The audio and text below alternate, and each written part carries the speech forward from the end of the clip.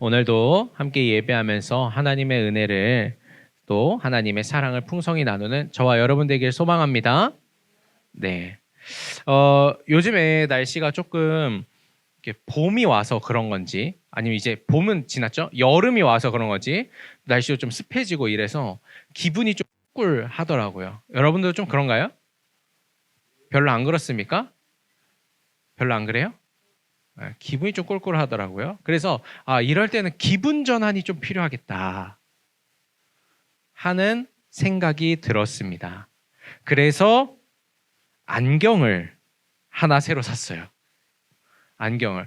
여러분들 아시는 분들 아시겠지만 저는 원래 안경을 오랫동안 썼는데 라섹 수술을 해서 안경을 안 써도 잘 보입니다. 요거는 이미지 때문에 제가 이렇게 쓰고 있는 건데 어쨌든 그래서 안경을 새로 샀어요. 뭘 샀냐면 평소에 써보고 싶었던 호피무늬 안경을 하나 사게 됐습니다. 인터넷으로 보니까 이거 너무 예뻐 보이는 거예요. 그래가지고 나도 좀 잘 어울릴 것 같은데 하나 샀거든요. 자, 한번 써볼게요. 어떤가요?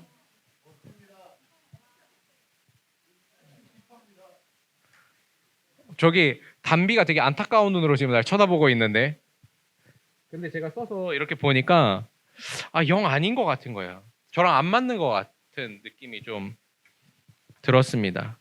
근데 제가 또 심지어 이거 블루라이트 차단 렌즈를 신청해서 했기 때문에 반품이 안 되거든요. 그래서 굉장히 가슴 아프게 그냥 가지고 있게 되었는데 오늘 예배를 준비하면서 고민하다가 오늘 청년 중에 한 명에게 선물로 드리기로 나 이 안경 갖고 싶다 하시는 분 도수는 없어요. 뭐라고? 이거 갖고 싶다. 서버 가져가도 돼요. 진짜로. 정연이 이따 예배 끝나고 써보세요. 알겠죠? 써보고 이거 좀 내 스타일인데 나 좀 괜찮은 것 같은데 그러면은 정말로 그냥 드리겠습니다. 이거 그래도 좀 돈을 줬는데 뭐 어떻게 할 수 없으니까 대신 한 가지 약속해 주세요. 아내에겐 비밀입니다. 몰래 산 거예요. 알겠죠? 어쨌든 그랬습니다. 굉장히 좀 기분이 더 꿀꿀해졌어요. 이게 기분 전환을 위해서 산 거잖아요. 그죠? 이렇게 끝낼 순 없다. 그래서 또 샀습니다. 근데 그 안경은 또 안 어울리는 거예요. 이게 또 샀는데 그래서 고민하다가 다행히 그거는 반품이 되는 거라서 주중에 반품을 신청을 했습니다. 여러분들도 아마 대부분 좀 비슷한 경험 있지 않을까 싶어요. 우리가 어떤 물건을 사거나 뭔가를 했는데 나랑 좀 잘 안 맞는 것 같은 느낌이 들 때 있죠. 물건은 너무 좋은데 내가 잘 소화하지 못할 때가 있습니다. 그럴 때는 좀 아까워요. 물건을 제대로 된 값어치를 누리지 못하고 했다는 생각에 좀 속상하기도 합니다. 그런데 여러분, 이런 안타까운 일들이 우리의 영성과 우리의 신앙, 삶에서도 동일하게 일어난다라는 사실이에요. 우리를 포함해서 모든 그리스도인들이 누리는 축복이 있습니다. 그건 바로 예수 그리스도께서 우리의 죄를 위해 십자가에 죽으시고 용서해 주셨다라고 하는 은혜예요. 하나님의 은혜, 하나님의 사랑으로 구원을 받았다라고 하는 거죠. 이게 복음이잖아요. 그러나 그 놀라운 은혜를 받았음에도 은혜를 소화하지 못하는 사람들이 있다라는 사실입니다. 은혜를 하나님이 주셨는데 그 은혜를 은혜답게 사용하지 못하는 사람이 있다라는 거예요. 지난주까지 우리가 토브란 무엇인가 라는 주제를 가지고 말씀을 나눴어요. 토브란 하나님으로 호흡하는 것이다. 하나님이 주인이 되는 것이다. 참된 관계를 누리는 것이다. 당당하고 단단하게 살아가는 것이다. 그리고 나는 죽고 예수로 사는 것이다 라는 이야기를 나누었습니다. 그래서 하나님의 영광, 하나님을 드러내는 삶이 바로 토브이다. 하나님의 형상된 삶이다. 이런 이야기를 드렸죠. 그렇죠. 저는 여러분들에게 분명하게 선포하고 싶어요. 여러분 예수 그리스도를 제대로 믿는다면, 예수 그리스도를 진정으로 믿는다면 우리의 삶과 우리의 신앙과 우리의 일상을 통해서 하나님이 영광 받으십니다. 아멘이십니까? 정말 그렇습니다. 세상은 나를 통해서 우리를 통해 하나님을 보게 될 것이고 그리스도의 사랑을 보게 될 거예요. 여러분 여기서 형상이라고 하는 말, 형상. 이게 라틴어로 하면은 이마고거든요. 그래서 하나님의 형상, 그래서 이마고 데이라고 그러잖아요. 그죠? 이 이마고에서 요즘 자주 쓰는 말이 나왔어요. 바로 이모티콘입니다. 이모티콘. 우리가 이모티콘을 누르면 그 이모티콘에 연결된 웹사이트로 들어간다든지 그림이 나온다든지 노래가 나오게 되잖아요. 하나님이 우리를 이모티콘으로 만드셨다. 이렇게 이해하시면 좋을 것 같아요. 우리를 통해서 세상 사람들은 하나님을 볼 수 있어야 된다라고 하는 거죠. 사도행전 1장 8절에 그래서 이렇게 말해요. 오직 성령이 너희에게 임하시면 너희가 권능을 받고 예루살렘과 온 유대와 사마리아와 땅끝까지 이르러 내 증인이 되리라. 예수님은 우리가 증인이 될 거라고 하셨어요. 그 증인은 어떠한 사실, 어떠한 사건이 실제로 있었다. 이것은 사실이다라고 하는 것을 증명해 주는 사람입니다. 그러니까 증거가 되는 사람이 바로 증인인 거예요.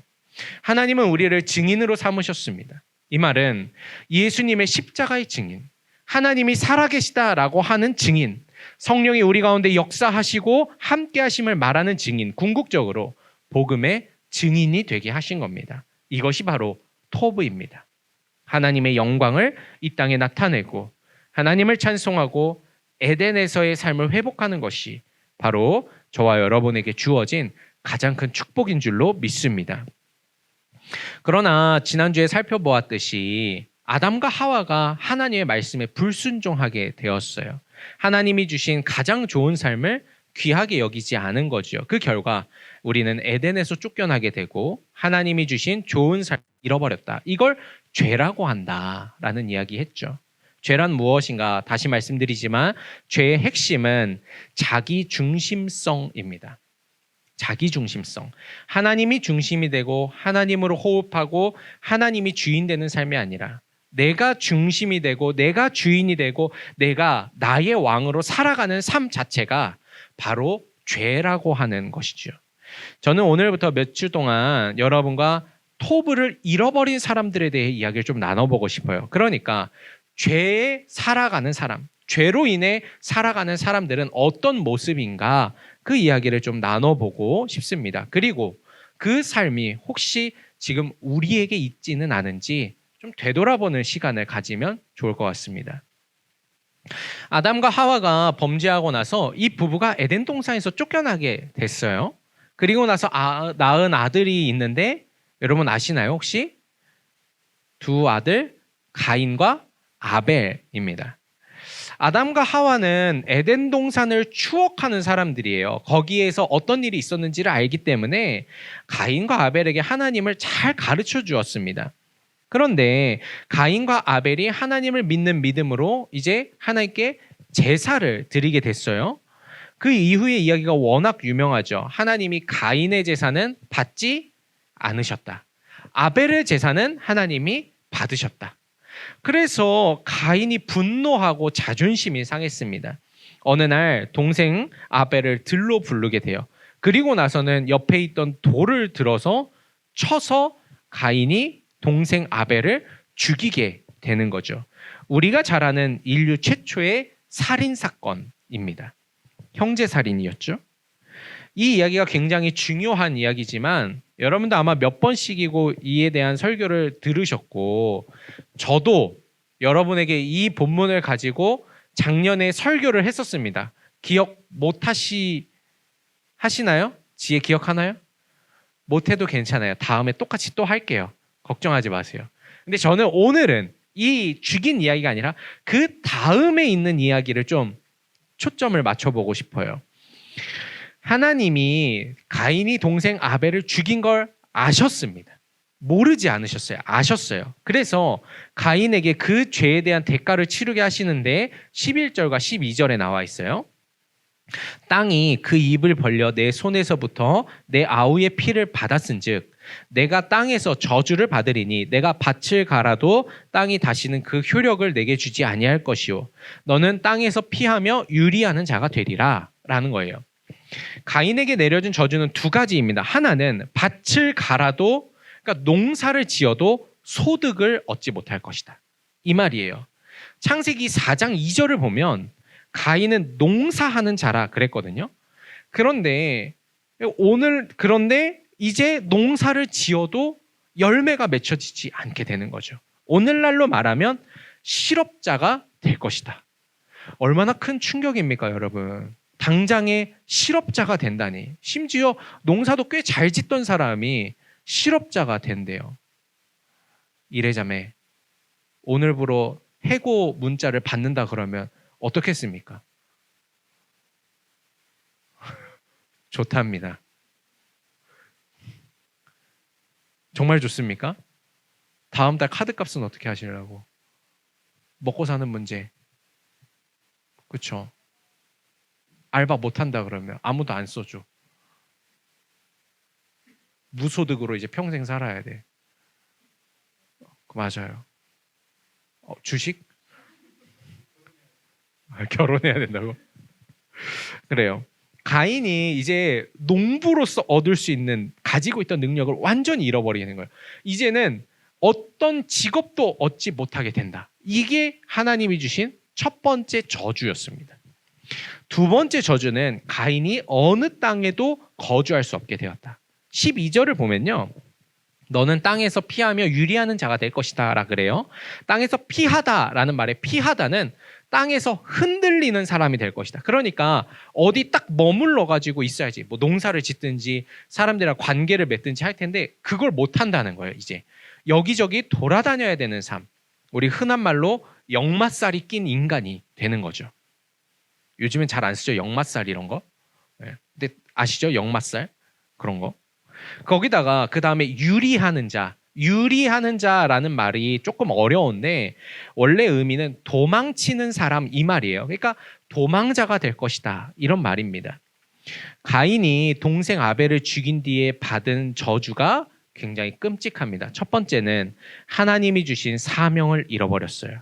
거기다가 방황하게 되었습니다. 근데 그냥 방황이 아니라 도망치는 사람이 되었다라는 거예요. 여러분 한번 생각해 보세요. 우리가 어느 나라를 여행을 가면 기본적으로 대한민국 정부가 우리를 보호해 주잖아요. 그죠? 그래서 제가 이제 사전 답사로 일본을 여행을 가는데 일본에 있는 대한민국 대사관에서 저를 보호해 줄 거 아니에요. 그죠? 제가 가진 여권이 대한민국 국민임을 증명해 주면서 대한민국 정부의 보호를 받는다라는 걸 증명해 주고 있잖아요. 그런데 만약에 아무도 여러분을 보호해 주지 않는 곳을 다녀야 된다면 어떻습니까? 우리 흔히 인도에 여자 혼자 여행 가지 말라고 이야기를 해요. 왜? 인도에서 어떤 일을 당해도 나라가 보호해 주기 어렵다. 또는 치안이 어려운 동네, 치안이 좋지 않은 곳은 여행 가지 말라고 이야기를 하죠. 왜냐하면 무슨 일을 당할지 모르니까. 그만큼 아무 보호를 받을 수 없다는 건 굉장히 무서운 일입니다. 그런데 심지어 여러분들이 범죄자가 되어서 도망쳐서 갔다라고 한다면 말 그대로 어떤 보호를 받지 못한다라고 한다면 너무너무 무섭지 않겠어요? 우리가 지금 굉장히 좀 우아하게 다 앉아 있잖아요. 그죠? 그렇죠? 그런데 이렇게 우아하게 앉아 있을 수 있는 이유, 제가 여러분들에게 쌍스러운 소리를 하지 않고 여러분들도 저에게 욕하지 않는 이유 뭡니까? 우리가 그렇게 하면 안 된다라고 하는 사회적인 합의를 가지고 있잖아요. 그죠? 그래서 여러분들이 저 때리면 어떻게 돼요? 경찰서 가잖아요. 그죠? 혹시 모르셨습니까?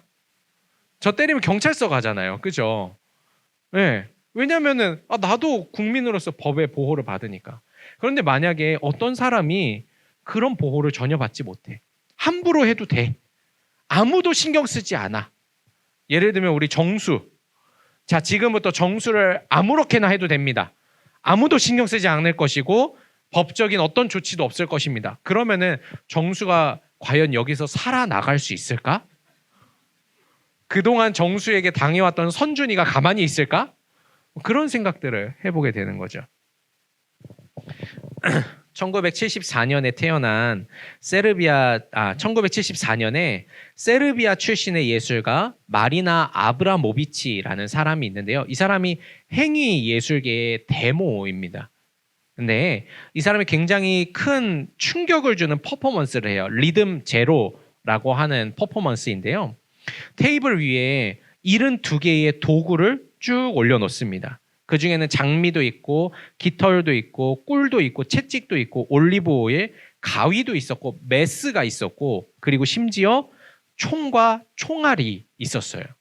그리고 그 테이블에 이렇게 쓰여져 있습니다. 테이블 위에는 당신이 원하는 대로 할 수 있는 72가지의 물체가 있습니다. 나는 물체입니다. 이 시간 동안 나는 모든 책임을 집니다. 그러니까 앞으로 지금부터 자기가 서 있는 동안에는 아무렇게나 해도 된다고 이야기를 한 거예요. 퍼포먼스, 여기 옆에 있는 사진은 퍼포먼스가 처음에 시작되고 나서 조금 있었을 때의 사진이거든요. 초창기에는 어떤 사람들이 와서 이 아브라모비치와 포옹도 하고 또는 뽀뽀도 해주고 장미도 이렇게 손에 쥐어줬어요. 꽃도 선물해주고 그리고 뭐 이렇게 스카프를 둘러주기도 하고 모자도 씌워주고 뭐 그랬습니다. 그리고 어떤 사람은 키스를 하기도 했어요. 그런데 퍼포먼스가 조금 지나다가 한 관객이 가까이 다가오더니 그녀의 뺨을 세차게 때렸습니다. 철썩. 하지만 퍼포먼스였기 때문에 그녀는 뭐 아파도 가만히 있게 되었죠. 근데 그 다음부터 이 퍼포먼스가 조금 이상해지기 시작했어요. 이 다음 사진 한번 보여주실래요? 사람들이 가학적으로 변하기 시작했습니다. 장미꽃, 아까 손에 들려있던 장미꽃 있잖아요. 그거를 그녀의 살에다가 박아 넣었어요. 그래서 장미를 몸에다 박아서 장미꽃이 흘러내리지 않도록 했습니다. 어떤 사람들은 가위와 메스를 들고 그녀의 몸에 상처를 내기 시작을 했어요.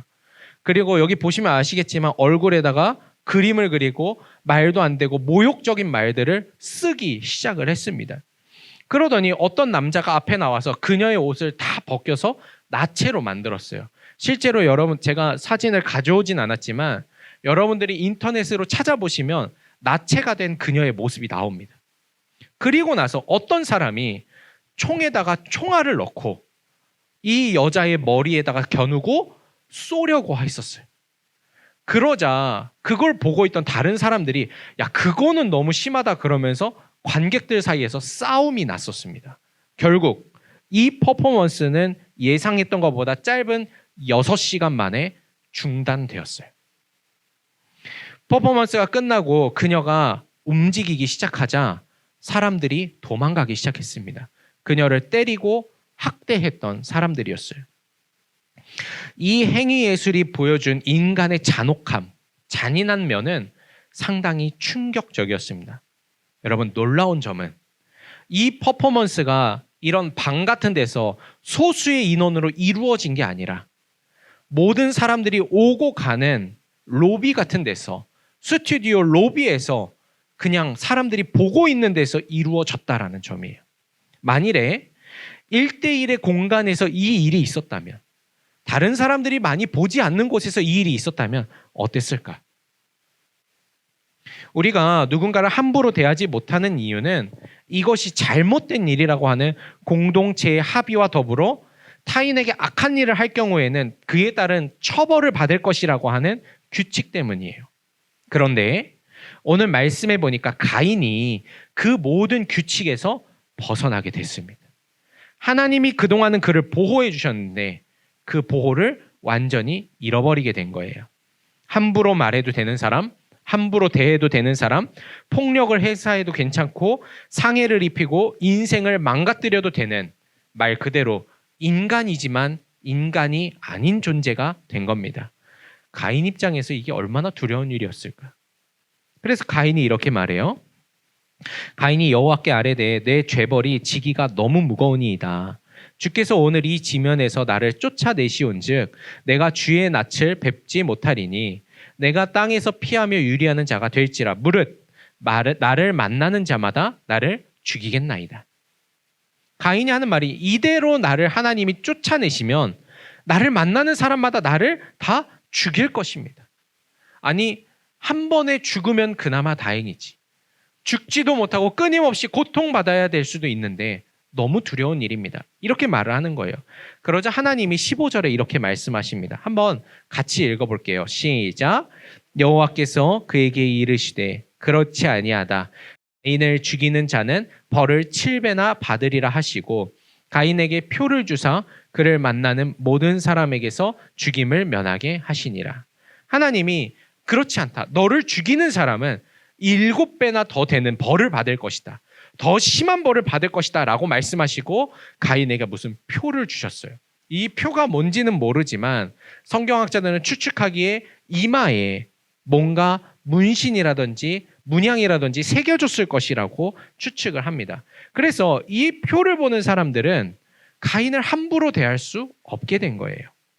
이 표가 가인을 지키고 보호하시는 하나님이 있다라는 증거가 된 거죠. 여러분, 이 표를 주목해 보세요. 이 표시가 무엇을 말하고 있는가? 하나님의 은혜이고 하나님의 사랑입니다. 이 표는 가인이 죄를 지었음에도 불구하고 여전히 하나님이 너를 사랑하고 있다, 여전히 너를 보호해주고 있다, 여전히 너와 함께 할 것이다 라고 하는 증거가 된 거예요. 그래서 이 표가 은혜이고 사랑입니다. 그런데 이 다음에 이어지는 이야기는 상당히 충격적입니다. 16절과 17절에 가인이 여호와 앞을 떠나서 에덴 동쪽 놋 땅에 거주하더니 아내와 동침함에 그가 임신하여 에녹을 낳은지라. 가인이 성을 쌓고 그의 아들의 이름으로 성을 이름하여 에녹이라 하니라. 가인이 이후에 놋 땅이라는 곳에 거주하게 되면서 에녹이라는 아이를 낳았습니다. 그리고 성을 건축을 했는데요. 그 성 이름을 에녹이라고 이름을 지은 거예요. 에녹이라는 단어는 바치다, 봉헌하다, 그리고 설립하다, 개척하다라는 뜻이 있습니다. 그러니까 가인은 성을 쌓아놓고서는 이제 내가 이 성을 개척한 사람이다. 이 성이 인류의 새로운 시작이 될 것이다. 내가 바로 창조자이다. 라는 선포를 하고 있는 겁니다. 바꿔 말하면 가인은 놋 땅 한가운데 에녹이라는 성을 쌓아놓고 자기가 하나님이 되었습니다. 어떻게 그럴 수 있었을까? 어떻게 가인이 스스로 하나님이라고 말할 수 있었을까? 어떻게 그 사람이 성을 쌓을 수 있었을까? 성경은 이에 대해서 말하진 않지만 상상해 보건대 하나님이 주신 은혜를 이용하지 않았을까 하는 생각을 해봐요. 고대 세계에서 성을 쌓는 거는요, 여러분 혼자 할 수 있는 일이 아닙니다. 여러분 혹시 뭔가 만들어 보셨는지 모르겠어요. 제가 군대 있을 때 진지공사라는 걸 하거든요. 우리 군대 갔다 온 사람 해본 적 있어요? 진지공사? 해본 적 있으시죠? 진지공사라는 걸 해요. 근데 그때 우리 연대장님이 어디 갔다가 벽돌로 된 진지를 보고 와서 감동을 받았어. 그래서 벽돌로 진지를 만들고 싶대, 산에다가. 근데 벽돌이 돈이잖아요. 벽돌이 돈이잖아. 그러니까 벽돌을 사면은 돈이 없는 거예요. 그 군대도 돈으로 돌아가니까. 그래서 어떻게 했냐면은 산에 있는 흙을 퍼다가 시멘트를 사와서 그걸 섞어서 틀에다가 넣어서 벽돌을 만들게 한 거예요. 그래서 저는 한 달 동안 벽돌 만드는 작업에 들어가서 매일매일 공구리를 치고 벽돌을 만들었습니다. 그 만든 몇백 개의 벽돌을 다 햇볕에다 말려서 그거를 등에 메고 산에 올라가서 진지를 쌓기 시작을 한 거예요.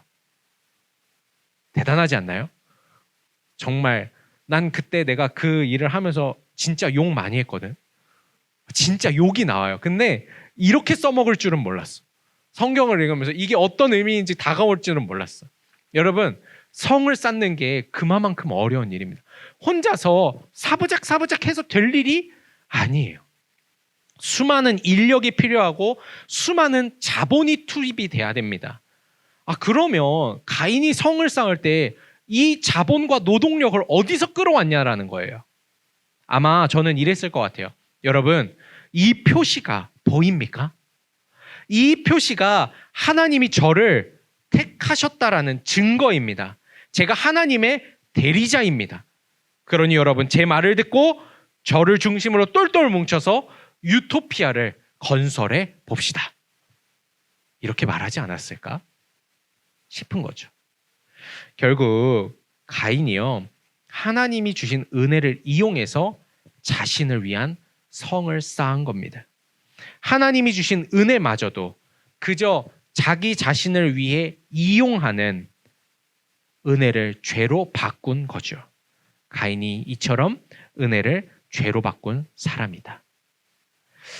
오늘 우리가 살펴본 이 이야기의 메시지가 오늘날에도 동일하게 있는 것 같아요.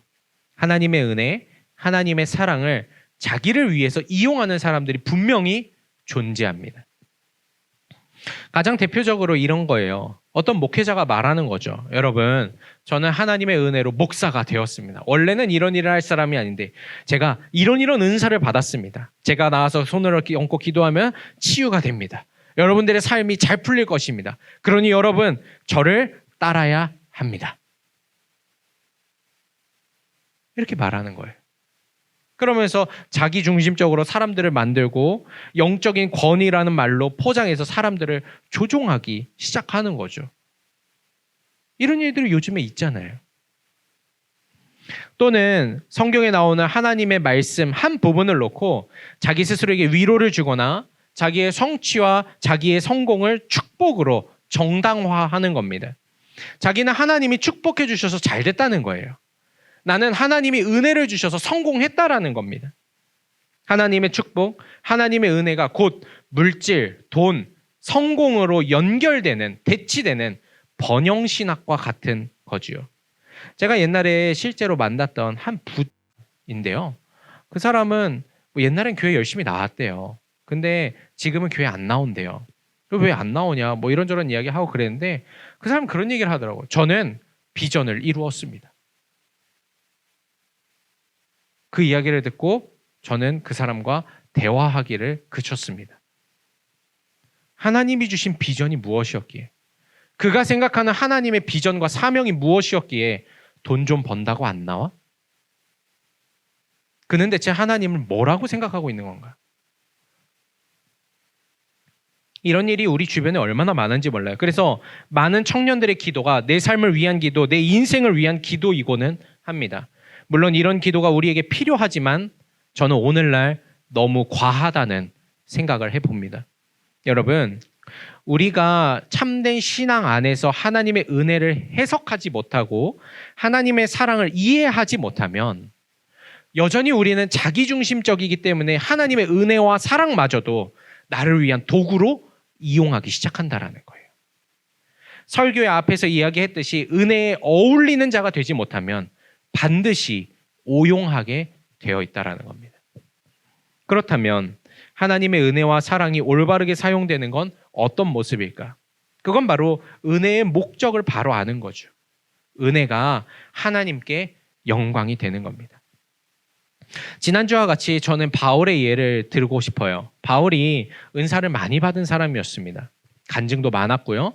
주를 위해서 고난도 받고 여러 가지 자랑이 많았어요. 그런데 그는 이런 것들을 하나도 자랑하지 않습니다. 고린도 후서에서 이렇게 말해요. 나를 위하여는 약한 것들 외에 자랑하지 아니하리라. 내가 만일 자랑하고자 하여도 어리석은 자가 되지 아니할 것은 내가 참말을 함이라. 그러나 누가 나를 보는 바와 내게 듣는 바에 지나치게 생각할까 두려워하여 그만두노라. 무슨 말이냐면 내가 자랑할 게 많다라는 거예요. 내 자랑이 거짓말이 아니라는 거예요. 그럼에도 불구하고 하나님이 나에게 은혜를 주시고 은사를 주시고 역사를 경험하게 하신 것을 함부로 자랑하는 순간 사람들이 나를 남다르게 보기 시작한다. 사람들이 나는 그저 하나님의 말씀이라고 설교했는데 그걸 가지고 남다르게 해석하기 시작한다. 오늘 말씀의 가인처럼 은혜가 나를 세우고 내 성취로 삼는 일이 일어날까 두려워하여 나는 그만두겠다라는 이야기입니다. 그리고 이어서 이렇게 말해요. 나의 여러 약한 것들에 대하여 자랑하리니 이는 그리스도의 능력이 내게 머물게 하려 함이라. 그러므로 내가 그리스도를 위하여 약한 것들과 능욕과 궁핍과 박해와 곤고를 기뻐하노니 이는 내가 약한 그때에 강함이라. 바울은 오히려 자신의 약한 것을 자랑해요. 그리고 고백하는 거예요. 이렇게 약하고 연약하고 죄인인 저이지만 하나님이 나를 통해 일하셨습니다. 어쩌면 이것이 가인에게 하나님이 기대하셨던 고백인지도 모릅니다. 하나님은 아마도 가인이 받은 은혜의 표를 가지고 세상을 다니면서 이렇게 말하길 기다리셨던 것 같아요. 여러분, 저는 동생을 죽인 살인자입니다. 저는 하나님 앞에 설 수가 없는 사람입니다. 그럼에도 불구하고 하나님이 이런 나를 불쌍히 여기시고 세상 가운데 보호해 주신다고 약속하셨습니다. 이 표가 하나님의 사랑에 대한 증거입니다. 이렇게 말하기를 원하셨던 것 아닐까? 그렇습니다. 은혜의 목적은 하나님의 영광을 드러내고 예수 그리스도를 드러내는 겁니다. 이 목적을 위해서 죄인인 우리에게 주님이 먼저 다가오셨고 사랑해 주셨고 우리의 손을 잡아주신 거예요. 그래서 은혜 받은 사람은 함부로 살 수 없고 함부로 말할 수 없습니다. 진정으로 예수님의 사랑을 경험한 사랑은 함부로 자기 자신을 자랑하고 어디 가서 으스대고 내가 하나님인 것 양 행동하는 죄 가운데 머물 수 없는 겁니다. 오늘 말씀을 붙들고 저 스스로와 여러분에게 묻고 싶습니다. 우리는 은혜를 받았습니까? 은혜 받았다고 하는 경험이 있습니까? 만일 나에게 은혜 받았다라고 하는 경험이 있다면 그 경험을 가지고 예수님을 드러내고 하나님께 영광을 올려드리고 있습니까? 내가 받은 그 은혜가 하나님이 살아계신 것과 예수님이 우리를 사랑하셨다라고 하는 것을 증거하는 증거가 되고 있습니까? 아니면 가인처럼 은혜를 이용하는 사람은 아닙니까? 우리가 진지하게 묻고 성찰해야 될 이야기입니다. 지난주에도 나누었지만 하나님이 저를 목사로 불러주셨습니다. 저는 목사가 되기에는 굉장히 연약하고 부족한 게 많은 사람이에요. 그럼에도 불구하고 목사가 되었을 때 저는 처음에 대단한 일을 하는 사람이 목사라고 생각을 했어요. 실제로 제가 어려서부터 만난 목사님들 좀 대단한 분들이 많았거든요. 멋지고 존경받을 만한 분들이었습니다. 저도 그렇게 멋진 사람이 되고 싶었어요. 정말로 성도인, 주님이 맡겨주신 양들을 인도하는 목자 되고 싶은 거죠. 그런데 어느 날 신학교에서 공부를 하던 중에 남성현이라는 교수님이 학생들에게 질문을 했어요. 여러분들이 생각하기에 목사는 어떤 존재입니까? 그래서 여러 가지 학생들이 대답을 하는데 그 대답을 쭉 듣고 그 교수님이 하는 말이 저는 목사가 목자는 아니라고 생각을 합니다. 목자는 예수님입니다. 저는 목사가 어떤 사람인가? 목사는 목자이신 예수님이 데리고 다니는 개입니다. 개라 그러더라고. 이 개가 하는 일은 양들이 도망치거나 어디 위험한 곳을 가거나 또는 어려운 일을 당했을 때 목자 되신 예수님에게 이곳을 좀 보라고 지저대는 역할을 하는 것이다. 그래서 우리는 양치기 개 그 정도입니다. 이렇게 얘기를 하더라고요. 저에게는 굉장히 큰 충격이었고 지금까지 저 스스로 목사란 어떤 존재인가에 대해서 제가 정의를 내리고 있는 대답이었습니다. 여러분, 그래서 저는 개입니다. 가끔 여러분들에게 지저대면 제가 할 일을 하고 있는 거예요. 안 짖으면 그게 문제 아니겠어요? 개가? 여러분, 이게 저만의 이야기가 아니에요. 제가 그때부터 얼마나 마음이 편해졌는지 모릅니다. 내가 목자가 돼야 된다 그랬을 때는 되게 부족한 것 같았는데 아니 개라 그러니까 좀 편안한 거예요. 하나님이 부족하고 연약한 저를 개로 삼아주셔서 목자를 돕게 해주셨다라고 하는 것에 얼마나 기쁜지 몰라요. 그래서 여러분, 저는 우리 여기 다 스스로를 양이라고 생각하는지 모르지만 여러분들을 천국으로 인도하는 사람이 아닙니다. 저한테 많은 걸 기대하지 마세요. 저는 여러분한테 해줄 수 있는 거 지져주는 거밖에 없어요. 왈왈. 왈왈왈. 이게 제 역할이잖아요. 여러분, 저나 여러분이나 똑같이 죄인 아닙니까? 여러분, 한 주간 아까 죄를 놓고 기도합시다 그랬는데 죄 안 짓고 사셨습니까? 진짜? 여러분들의 한 주를 비디오로 여기서 틀어놔도 괜찮겠습니까? 아니잖아요. 우리 다 죄 짓고 살잖아요. 하나님 앞에서 모두 죄인이고 한 사람의 성도입니다. 그럼에도 불구하고 하나님이 오늘 이곳에 오셔서 우리를 사랑한다 말씀하시고 저로 하여금 말씀을 전하게 하신 것은 은혜인 거죠. 은혜. 그렇기 때문에 저는 여기서 나 자신을 드러내는 게 아니라 하나님의 사랑을 드러내야 되는 의무가 있다라고 하는 겁니다. 여러분도 마찬가지예요. 하나님이 여러분의 삶을 잘 풀리게 해주셨다면 그건 내가 잘해서가 아니라 하나님이 그 삶을 통해서 뭔가 하고 싶다라고 하는 메시지를 주고 있는 것입니다. 여러분이 기도하는데 응답받았다라고 한다면 하나님이 나한테 이렇게 좋은 일을 해주셨어. 나는 성공할 거야. 이게 아니라 하나님이 내 기도에 응답하시는 분이구나. 마음이 어려운 친구에게 찾아가서 기도해보자. 하나님이 내 기도에 이렇게 응답하셨듯이 너의 기도에도 응답해 주실 것이다. 하나님은 정말 살아계신 분이다.